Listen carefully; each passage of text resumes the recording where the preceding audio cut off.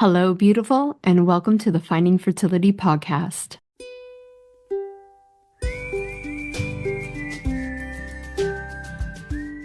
I'm Monica, your mentor in uncovering the hidden layers of your fertility journey. Together, we'll discover the right path for you within the 6 essential steps to creating the family of your dreams. We'll ditch the overwhelm, tune into your intuition, and build a vibrant foundation for your fertility. Whether it's through gut health, subconscious healing, or energetic alignment, you can unlock your body's natural power to get and stay pregnant. Your fertility journey is all about radical responsibility and deeply believing that your body is on your side. It's time to stay consistent, embrace trust, surrender, and create the transformation you deserve. Finding Fertility does not diagnose, prescribe, or treat any fertility issues. What we do is empower you to take control of your health by uncovering the root causes holding you back. Let's do this together. Happy Friday, y'all. Welcome back to another episode of Finding Fertility. I am completely honored you are here with me, becoming the conscious mama you were born to be. You have done some amazing work. If you have been here from week 1, we are now on week 11. So that is 10 weeks of just super awareness of what is really going on with the control patterns and the overdoing. So I really truly hope that 10 weeks, it goes by quicker than you think. Taking those small action steps and gaining that awareness and seeing how you actually operate and how you now can move into the doing, the releasing, the surrender is so amazing. And I'm super excited for you. The next 5 weeks is a big one for fertility, is releasing that time pressure. So hopefully noticing your control patterns and the overdoing and being able to step into more of an action phase of building those new neurons with the physical actions that you need to do, which you don't have to do anything. This is the kind of weird thing. The actual doing is not doing anything at all. So it's the complete opposite of how you're patterning. And that's one of the hardest things to do in a fertility journey as a woman, because these patterns run not only so deep in your life, but your mother's life, your grandmother's life. Like, how many generations back of the overdoing did us women inherit? So slowly but surely, you are going to see that you have changed enough to let your nervous system feel safe in the slowness. And that is the doing, that is the work.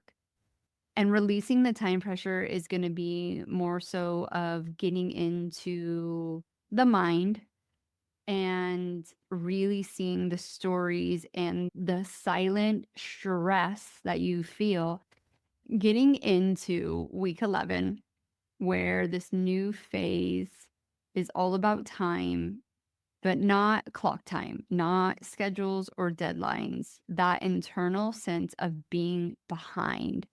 And this is so thick in the fertility journey, but I will tell you, if you do not take control of this control pattern now, it follows you into motherhood, into business. It just follows you everywhere. And I have to constantly remind myself that I am not in a race. I'm not in a long distance marathon. I'm not in a sprint. This is life. And I do not have to get anything done by a deadline. And this is for the broad sense of life, right? Like, of course, if you have a deadline at work that needs to be done, yes. If you have an IVF scheduled, deadlines. If you're catching a plane, there's a deadline. But when you become the observer of your life, you'll start seeing there are no deadlines. I've got to hurry up. I've got to do this. And it's just, no, I don't. So this week, we're simply noticing one of the most powerful stories that shape your choices, the stories of being behind where you thought you'd be by now, especially in motherhood, where you plan to be, those expectations, right? The expectations are the things that mess us up the most, and behind where you believe you should be by now. And those stories don't shout. Like I said, you don't even really notice them in your life until you become that ultimate observer. They just silently whisper and hum and vibrate in the background. This is your frequency, but they show up when the pressure is on, when you really feel like your clock is ticking and it feels like there just isn't enough time to slow down and do the real, true embodiment work that can move the needle for you so much quicker than any kind of radical schedule that we're all addicted to.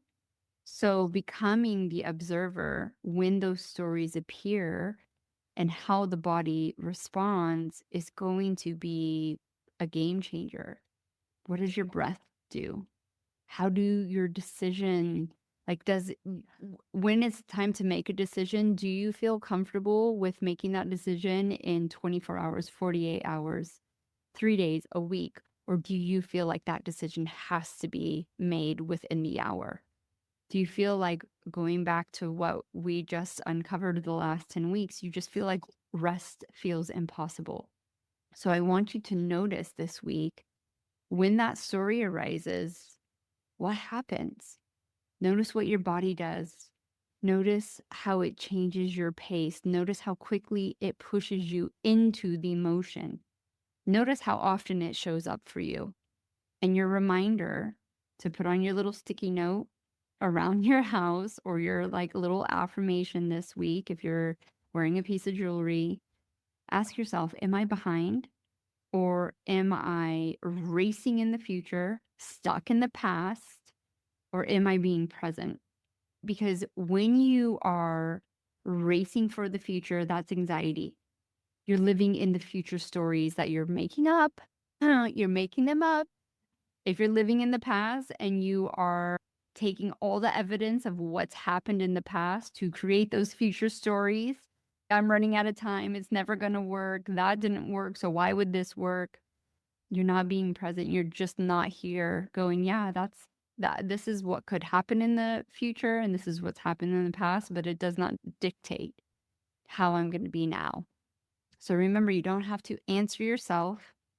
If you're a few steps ahead, if you're inside fertile energetics or dreams and you have gained some of these or grasped some of these concepts and you are like, I'm ready for that next phase, take that action.